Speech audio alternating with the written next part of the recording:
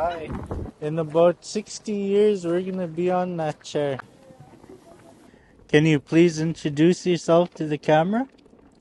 Hi, I'm Julia Cockney. I lived most of my life in Tuck, and I wasn't born here. I was born in Stanton, but I went to residential school, and from there my family moved when the RC mission moved to Tuck, so that's how I ended up here. I've lived here all my life. Can you tell us about who raised you? I was raised by my parents until I was 7. 7 years old, I went to residential school on a barge on that Immaculate Conception boat. From Stanton, they drove us all the way up to Quyanaq by the river. And what memories do you have of the Pingos? When I was in residential school, I took up skiing with Father Mouche. There was a whole bunch of kids that we were asked if we wanted to join in. So me being fit, I figured I might as well try it, and I tried it. And after I quit school when I was 16, I never did go back, but I took the training course with Father Mouche, and I remember Rick Cockney was there too. So was Kelly Express from Port Good Hope. There was a whole bunch of us, Roger Allen. And when I quit school, the RCMP found out, he was leaving. He found out that I took up skiing lessons. He had 2 sets of skis. And he said, "This is for you, Julia." And of course, me and my husband, we put those skis on and we skied to the Pingos. And Roy, of course, went right to the top. And I said, "I'm not going to go up there. I'm just going to go halfway," because he wanted to ski down there. And that's one of my memories of the Pingos. We did a lot of skiing. We skied to Husky Lakes and back. We got my uncle to pitch up tent for us with his dog team, and brought all our stuff when we camped up there. But we skied both ways. Young, crazy. It was a memory that I will always have. And of course, after we pitched our tent, there was Roy saw something coming. We had no gun. And we saw something coming. It was going like this, and it was black. I told Roy, "That's a bear coming." He said, "Put your skis on." So I put my skis on, and from there he said, "If we meet it, it's going to turn around and run." Oh, I was just scared. But I did what he told me. So we skied towards that bear, and it turned around and went. Anyway, there's another story about the Pingos here, is that this guy passed away not too long ago, maybe last year. He said when he was a young boy, there used to be a hole in there. A hole in there, and the kids used to go play in there. That hole is not there anymore. The Pingo caved in. So they were lucky, I guess. Who told you that story? Pardon? Who told the story? Frank Pukiak. It was Frank Pukiak. Yeah, he passed away not long ago, but he used to tell us that he used to play in there, in that big one, because there was a hole in there. We used to go across there with TCC. They used to hire 2 elders, maybe 2 skidoos and kids. We used to bring kids over there. Yeah. And by then I was the elder, and I was too old to climb, but the kids would climb up there. Yeah.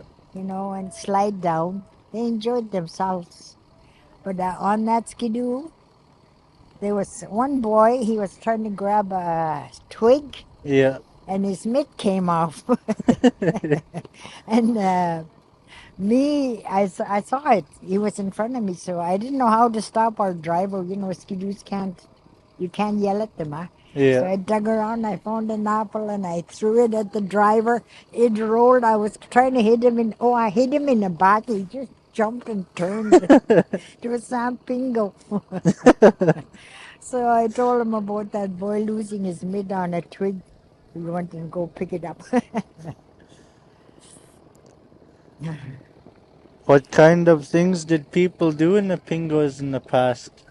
I don't really know, but I don't know if they did anything over there. I know they go pick berries. I remember my father-in-law, my mother-in-law, and me and my husband, we took a boat and we went over there for cranberries, blackberries. And as soon as we landed, my father-in-law made a fire, tea, and cooked fish right away. Me and Roy went around once, and a garbage bag, black garbage bag this big, we put half of it. There was so much berries there. Do you still pick berries in the Pingos? We don't have a boat. We don't have a boat to go out there, so we hardly ever go out. We go inland now. Now that the ITH is open, we go inland, and if I'm lucky, if I can catch a ride, I'll catch a ride to go across the harbor. I love picking berries. Yeah. Are there any traditional names in the Pingos that you'd like to share? All I know is that they call it Ibyuk, but I don't know about anything else other than that. And what makes Tuktoyaktuk so special? It's home. Like it's home, and what for me is that all of the food that we can gather in the summertime, in wintertime, is here. There's quail, there's caribou, there's all kinds of fish, berries. You can harvest for the winter. That's what Roy and I do when we were young. God, now we're too old. But my kids carry it out for us. They'll bring us the food that we train them as young kids across at our fish camp. We taught them all that, and now they're catching on and bringing us the food that we need. So thankful for that. How is Tuk different than the other Inuvialuit communities? Like I said, we got all the food that we need here. Yeah. A lot of, even the whales are out there, caribou's out there. Our land is rich with native food. We just have to work hard. It's not an easy job, it's a hard work. So, but like I said, we're lucky in that way. A lot of communities don't have everything like we have here. But like I said, it's hard work. What was it like growing up in Tuk? We were isolated. We didn't have the road. We had to travel either by boat or by plane. So even those camps here were not there. So when we were young kids, we used to walk upland and pick berries right where they are, those buildings. That's where we used to gather up berries, walking distance. We didn't have trucks or skidoos. We just walked. I really enjoy that. My kids now are following me. I used to hold them by the hand, one on my back, and I used to go picking berries. Now they're all following me, and I'm just so happy. Is there anything else you'd like to share? I'd like to just sit there, just sit and enjoy the view and just be with the land. There was a time that Tuk was really going through a hard time. There was a number of years that the younger generation was committing suicide. I really felt awful. 3 was too much in a matter of 2 months. I phoned my Marilyn Cockney. I told Marilyn, I need to go out. She said, how? I said, by boat. So she said, okay, she'll take me out. We had to go across, and we spent the whole day picking berries. I was just so connected to the land. That's where I kind of get my strength from. When times get tough, I like to just sit with the land, in the land, and just kind of get myself back together. Don't forget that. Yeah. If you ever need to go out, fix yourself up, go sit out there somewhere. It's healing. Is that everything? What do you say? Quyanaq. Ew. Okay, thank you. Ready to go? Mhm. Okay, he's seasoned professional now. Okay. Ready? Yeah. Can you please introduce yourself to the camera? I'm Catherine Mangalana from Tuktoyaktuk. Can you tell us about who raised you? I was raised by my parents in Tuk and born in Tuk too. Okay. What memories do you have of the Pingos? I remember each spring when growing up, my father was a trapper. So every spring he'd bring us around these little lakes. He used to hunt muskrats. So it was 3 of the girls at a time, and then, there was 3 of me, Sarah and Liz. We'd go up for a picnic and spend the day, and he'd teach us how he get the push-ups and get the muskrats, and then bring them home and flush them and stretch them. They were good eating. I didn't eat them for a long time because of smell. But when I tried one, I finished that whole thing. Just delicious. So it was just a good memory. I still have it in my head. I can still remember going with the skidoo, and beautiful day. Spend the whole day there. Go back home. I had tea and everything, and then go back home and just sleep from all the fresh air. Yeah. We'd always look forward to our spring, like time alone with our father, so it was good. Yeah. Do you know any stories about the Pingos?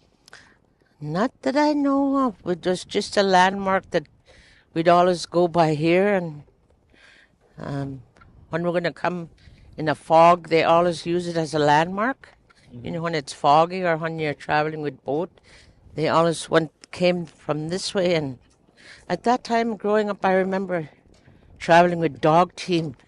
It was so far, from where we used to stay. Took the whole day to get there, like on a Inuvik, and we'd see it when we were going to pass it. That is only, they just call it a Ibuk. Yeah, that's all I remember. Yeah. Do you know any legends or origin stories about the Pingos? No, not that I know of. In the first part of fall, when it starts snowing and the ice gets strong enough, we used to go there with skidoos and try and make it as far as we could to slide down. And in the March, when it started getting nice weather, we'd go up and don't go as high, just to have a slide at. So that it's good adventures. Deep snow, but it is good. I don't think we ever travel there in the spring or summertime. Not for berries or anything? There was other little pingos that we'd reach, but your boat can't get in there. So long ago they used to have canoes, so there wasn't any channels to go in there. But now the water and the land change. Yeah. Yeah, that's all I remember. Yeah. What kind of things did people do in the Pingos in the past? From what I hear, I know there was weddings done there. Alice and Joseph got married there, and I think it was in the early 50s. So, and then they'd be a big family in Kitty. They'd always go by there to come to town for special occasions. Some of them would walk. Yeah, it was beautiful. Are there any traditional names in the Pingos you would like to share? I don't really know of names there that I know of. What makes Tuk so special? The Pingos, everybody, when they say we come from Tuk, oh, that's where the big Pingos are, and we're just going, oh, yeah, yeah. How is Tuk different than other Inuit communities? They don't have the Pingos. Yeah. And the niggerheads, they call them, you know, those. Yeah. I don't know why they call them niggerheads. Yeah. When you're walking on the land out there, Yeah, they're I don't know what's the name for them, but they're ball and they call them niggerheads in our language anyway. Yeah. What was it like growing up in Tuk? Just cool. We listen. Compared to my grandkids and my kids. Is there anything else you'd like to share? No, that's it. Just remember those. It's stuck in my head. Every spring come around, I think of the days we had out in the land with my dad, and it was special. Yeah. Far and in between, so it was good. And do you have any advice for young people? Go out on an adventure. Go out in the land and learn the land. Do traditional stuff. Go to work. Is there anything else you want to share? Anything No, I'm else? good. Thank you so much, Quyanaq. Yes. Iona Raymond from Tuktoyaktuk. Stan Kivik and Gina Kivik raised me, my mother and father. Well, we used to go to the Pingos just about every day a couple of years ago. Yeah. Then we stopped going. When we used to go on the Pingos, they used to be nice and smooth on top. Yeah. And every time we go there every year, the top part's starting to erode, like getting smaller. We used to go sliding there. They used to go, my children used to slide there, and we used to have picnics there. I heard there was water at the top of the Pingos before. Did you ever see that? Yeah, there was. What was it like? It was maybe about this high. Yeah. Was it drinkable? You could drink No, it? no. Did you ever go with your dad when he was herding reindeer? No. Oh, my dad standing? Yeah. No, I was too young. You were too young? Yeah. I moved here in 1975. We used to go for picnics over there. We used to climb it, and wintertime we used to go sliding on it. My children. Yeah. You ever go berry picking or fishing? Yeah. There used to be quite a bit of berries there. What kind? Cranberry. Not anymore though, hardly any now. How come? I know. Did you do different things at different times of year? Did you go in the winter ever? Yeah, we went in summer and winter. Yeah? What did you do in the winter? We used to bring our children sliding there. Oh, they slid in the winter? Yeah. Are there any traditional names? Ibyuk. The Pingos are called Ibyuk. And what makes Tuktoyaktuk special? Maybe the Pingos. Do you have a favorite part about living in Tuk? No, not really. Just everyday living. Yeah. Yeah. Being close to the ocean? Yeah. How is Tuk different than the other Inuit communities? It's an open land. No trees. Yeah. Yeah.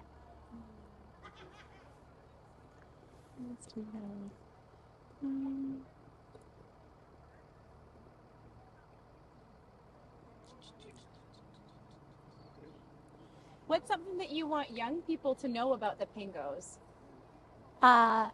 It's a legend, the two Pingos. Yeah? Yeah.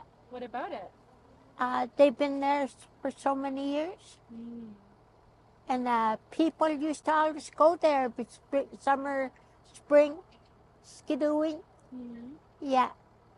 Did you ever see anyone with dog team in them? I know. Maybe my husband know. Yeah. Yeah. Is there anything you want young people just to know in general? Like any advice for young people or things they should know? Like if you're talking to these guys, what's something you want them to know? That never forget the Pingo's names and be careful what you do over there. Yeah. How come that? What should they be careful about? I mean, like make fires or something like that.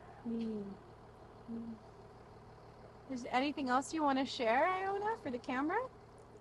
I know. It's a hard question, huh? Yeah. Yeah. Any other questions for her? No, I think that's it. What do we say? Quyanaq for your Thank time. you too. Thank you. My name is Billy Jacobson. How's that?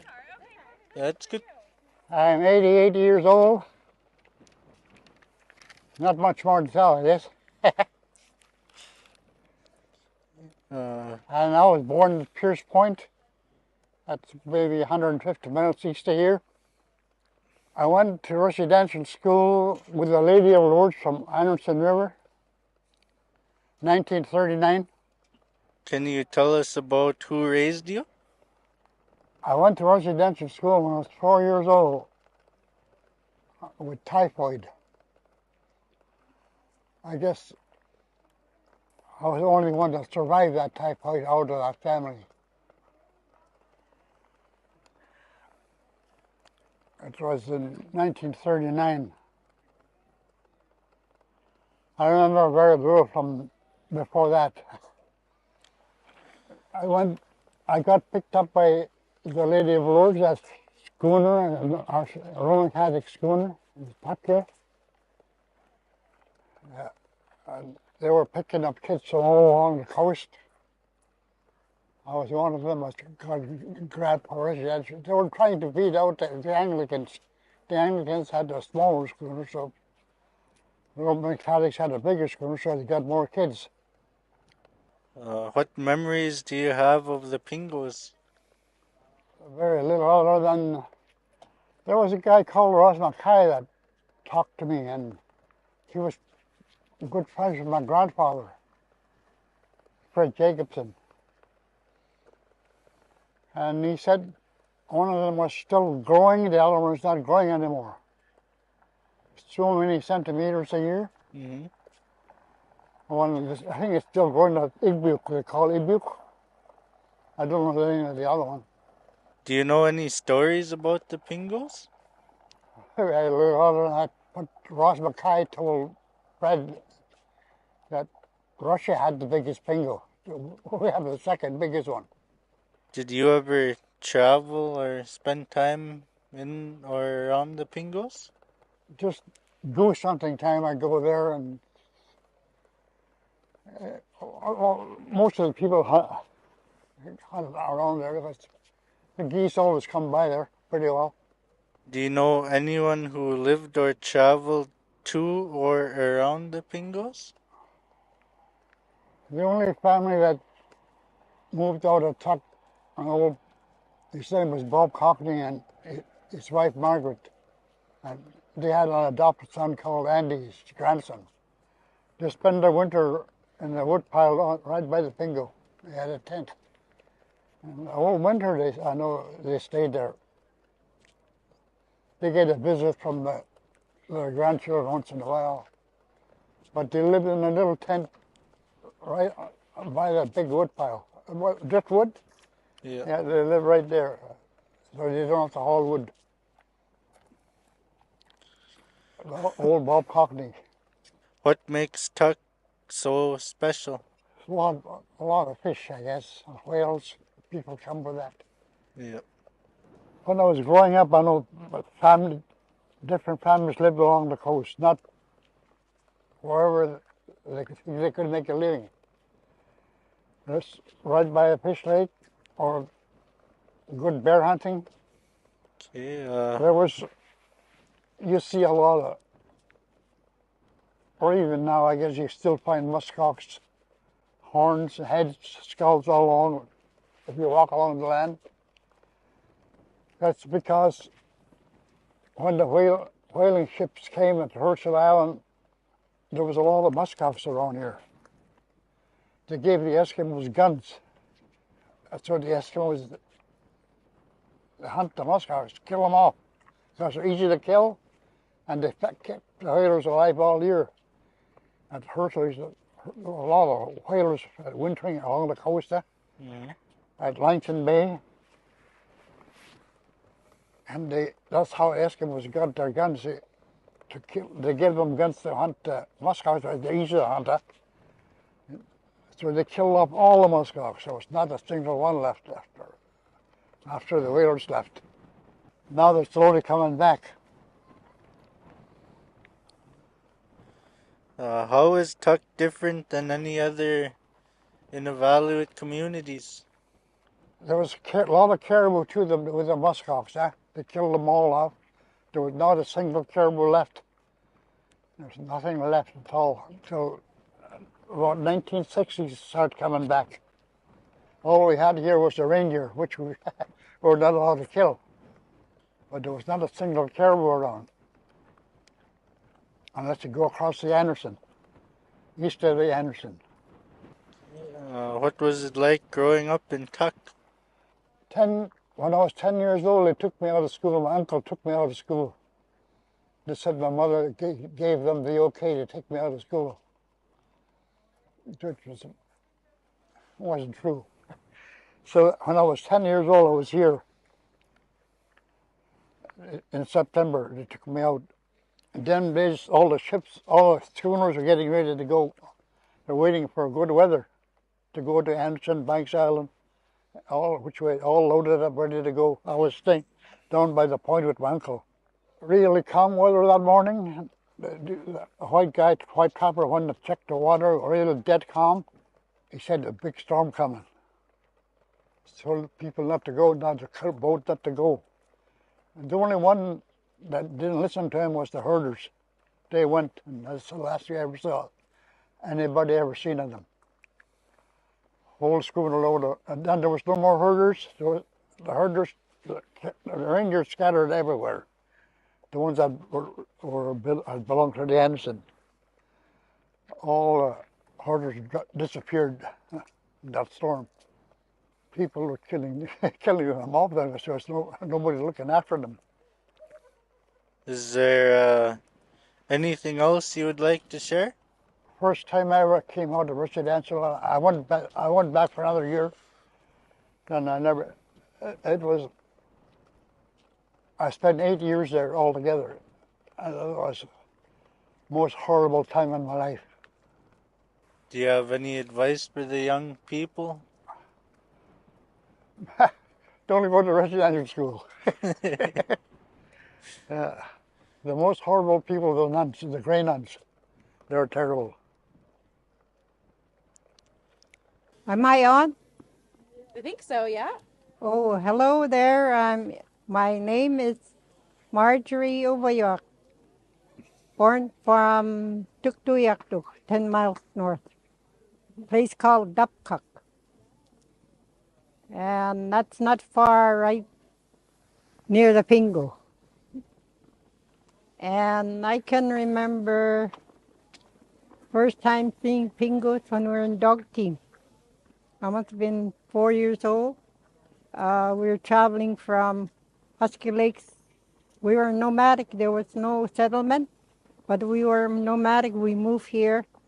We moved to the Delta, above the river.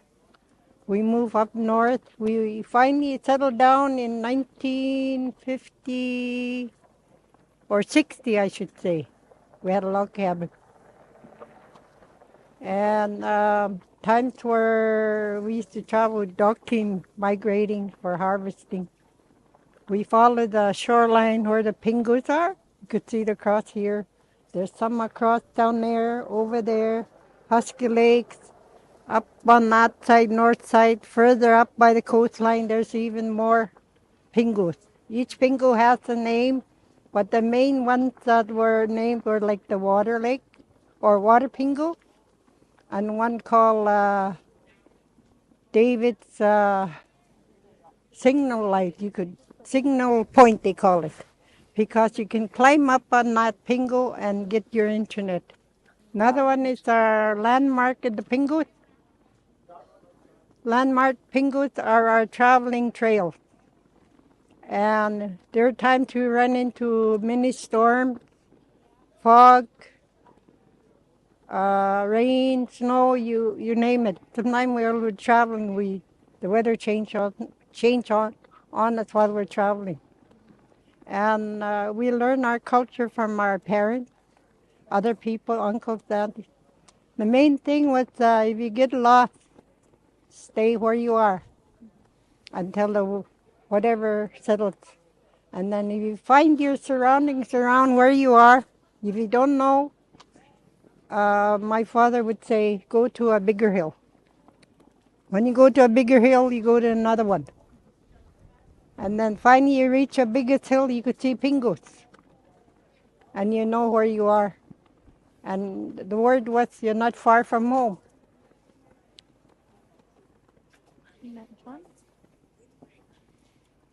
Are there any traditional names in the Pingos that you would like to share? All I know is Uvagut. Every Pingo has called Uvagut, but there was no name. But I understand there's some places not really into it, but some of these Pingos have a Eskimo name. I can't recall what they are, but Water Pingo is another one. I don't know what it's called either. All we know it was English.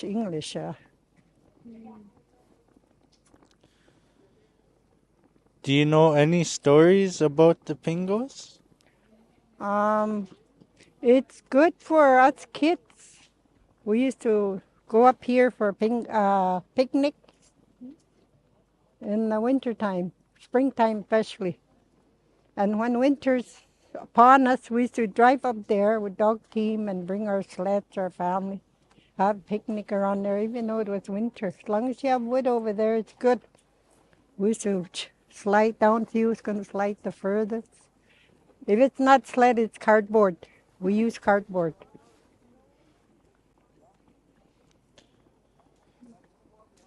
What memories do you have of the Pingos?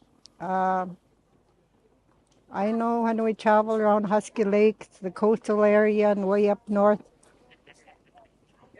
it's just like a trail. You go from one Pingo, you know where you're going, you go the other way. And then if you know where you are, you make your own trail. And then you find your own creek, your own community, your own camp. But out in the ocean, you could easily tell when you travel by the ocean with on ice, dog team or skidoo, you look amongst, you know where you are. What was it like growing up in Tuk? Fun. Really fun, as long as we had no internet, no TV, no iPhone, that. We had outside, we had our own game. We keep ourselves occupied. But the main thing was when we were growing up, we look after our younger siblings. And we help mom and dad, dog team, house, all that. When we finish all our chores, we're out playing till 10 o'clock, but on weekends we go home at 12. So they really keep us in line, so not compared to today. Growing up, we had to listen to parents. We can't waste food, we can't fool around food, because in them days it was really hard.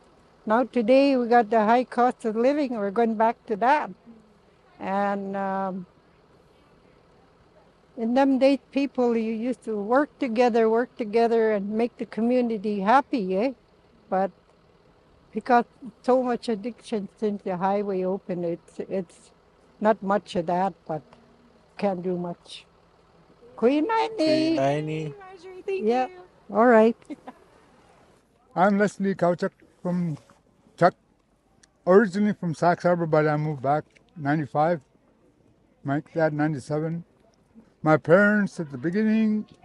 Then I went to Inuvik for school, and the sisters and nuns raised me up in your way, actually, but never mind that. Okay, what memories do you have of the Pingos? It's different from Sax Harbor, where I used to live north of here. They're just like that, so I only found out there's Pingos when I came here when I was 14. Now I'm 65, so a bunch of years ago. And I thought, wow. I never went close to them until not too long ago, actually. When 97, when I came back to Tuck from here, from Sax, I mean. So. Do you remember traveling or spending time in the Pingos? Just walk up to them. At least I never climbed that one since, must have been 15 years ago when I went to the split Pingo.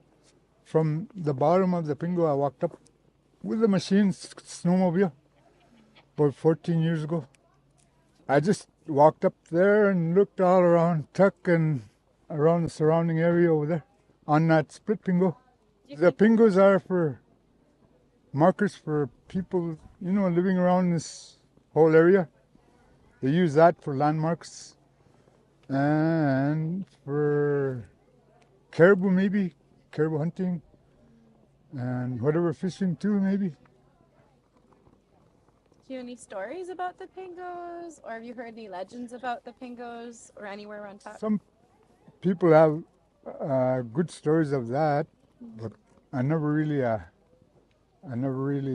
listened to those guys. What makes Tuktoyaktuk special? For sure, the Pingos and the wildlife around here. Polar bears, grizzlies, caribou, lots of foxes, I guess. The other communities have no Pingos at all. Inuvik has lots of trees. It's not like here. We don't need to worry about forest fires. Sax is real barren ground. It's got rolling hills and a bunch of cliffs here and there. What made you come back to Tuck?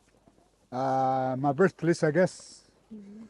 So I just decided to stick around for the rest of my life, I guess. Is that like coming home? Yeah. 97, I came back from Inuvik. I was over at Inuvik for a year and a half. I left in 95 from Sax. Never did go back to Sax. Mm-hmm. Next year will be 30 years. 30 years I've been away from Sax. Wow. Do you miss Sax, or is it Tuck enough like Yes, Sax? I miss it for carving the muskox horn and trapping and whatever else, caribou, polar bear once in a while. And some of the animals here are different from Banks Island. So it's a good change. Is there anything else you'd like to share? About the Pingos. I thought the Pingos are People are really, summertime, like you guys are taking the guys out, people. That's good to see. Long ago we used to just go by ourselves up there maybe, or with our family, and that's about it. Do you have something you want to tell young people? Like if you're talking to these guys, what would you say to them? Just always have a gun with you, especially out in the land anyways, and try to have fun out there, and be serious about being out there. Yeah. Are the Pingos dangerous? Well, no, just the animals maybe. Just the animals. Quyanaq for your time. Quyanaq, thank you, Masi. Oh, Masi is from the Gwich'in side. Yeah. Masi, Quyanaq. Yeah. Thanks, Leslie. And thank you, Sri also.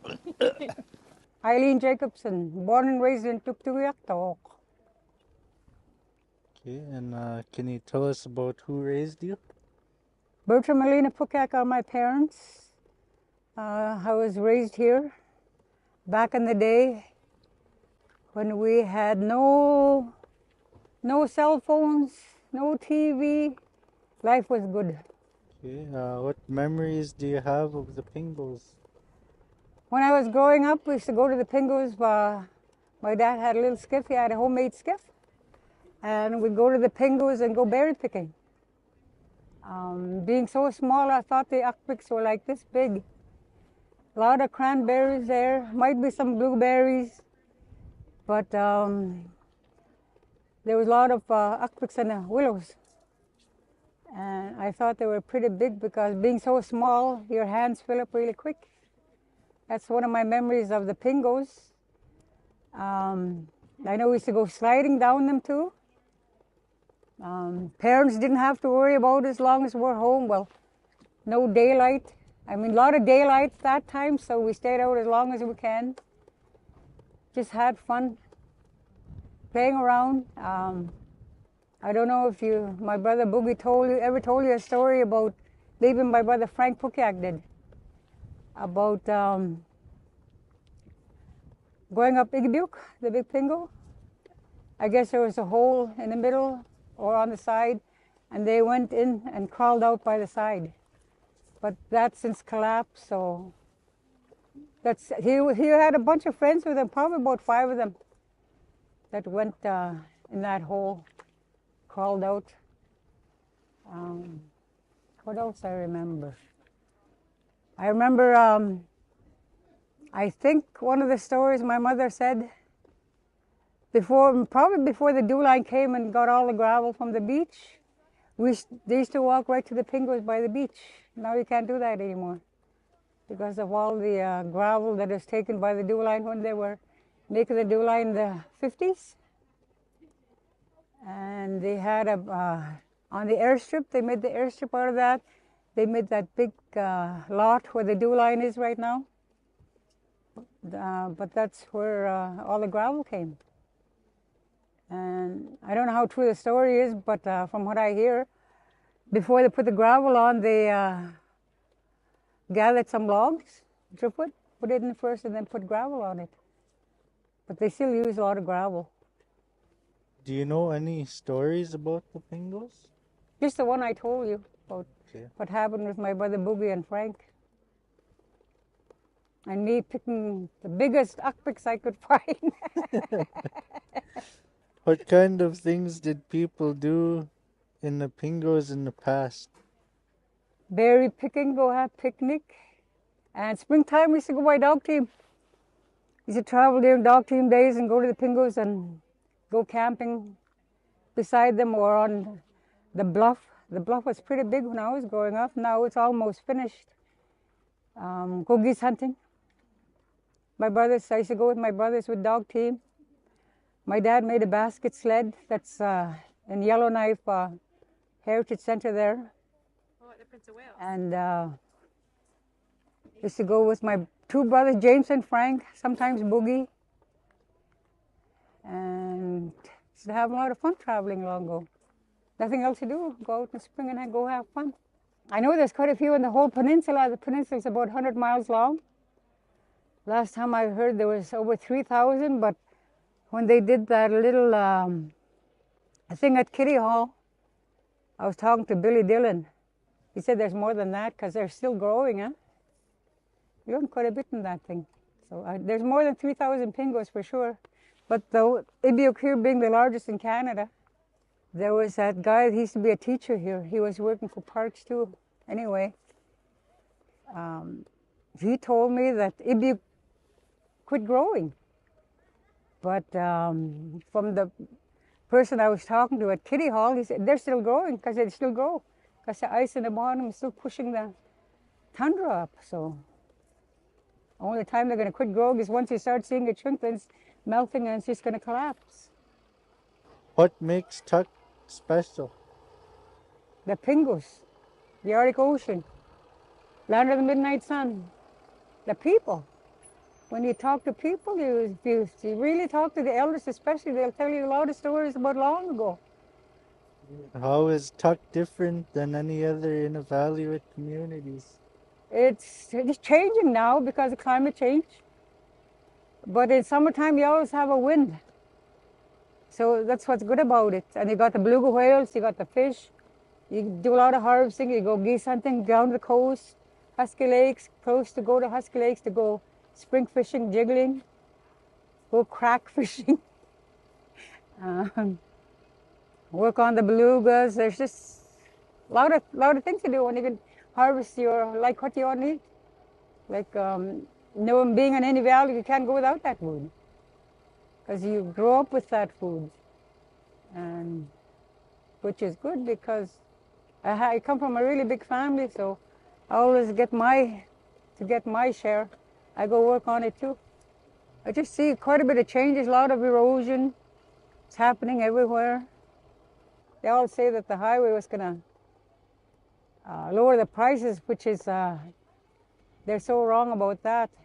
Prices went up, gas going up, but now that M18 is coming up, hopefully our price for gas and heating oil, it'll come down because there's quite a few homeowners, especially elders, like my husband and I were elders, and we have to pay for our own fuel, whatever, don't get no help from nobody. So with that coming along, maybe it's going to help quite a few people. So hopefully, and employ a lot of people. Well, that's what they're saying. Hope to keep their promise and train the people in the community. A lot of, if only the young people could take interest. Like now is the time to do it because in a few years that place is going to be booming like crazy, and it's good money. Be dedicated in whatever you do. I mean, they should start thinking about the future. What they're going to do in 5 years? What are you going to be doing? I mean, think about that.